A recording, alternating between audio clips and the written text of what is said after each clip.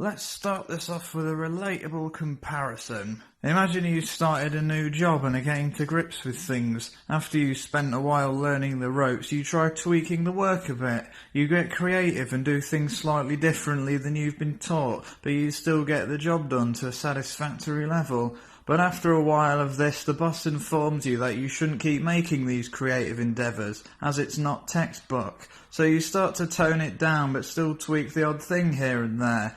But eventually they say if you don't stop being creative and don't do the job as you've been shown, they'll have no choice but to fire you. So now you have no choice. You've bills to pay, you can't make your job more enjoyable, and you're only there from now on to put food on the table. And this is quite literally what major record labels do to their artist. The artist is the employee, the label is the boss who just wants them to do their job so they stay in business.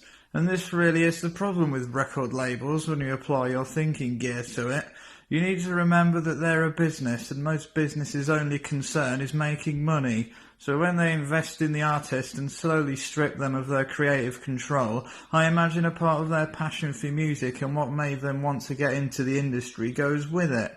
I can guarantee that every aspiring artist can only dream of seeing their name at the bottom of a record contract, but at that moment it's the beginning of the end. This is exactly why over the past few years any top 40 hit is basically indistinguishable from the song it replaced, because after all the paperwork, the higher-ups want to return a profit, so they're going to want to play it as safe as possible and still make some dough.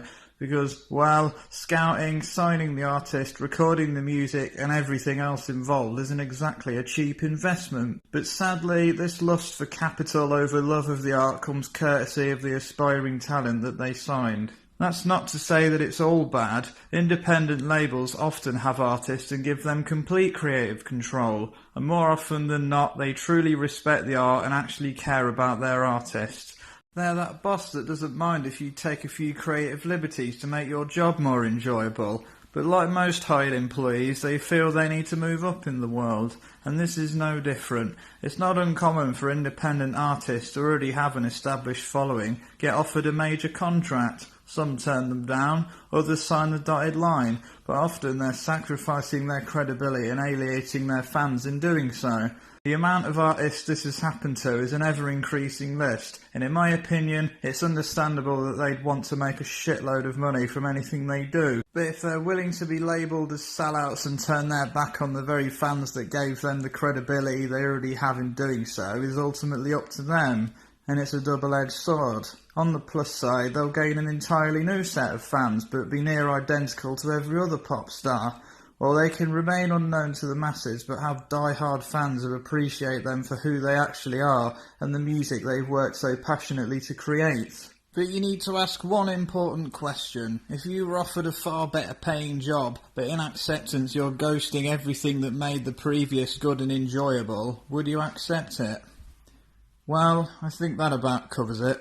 Signing off.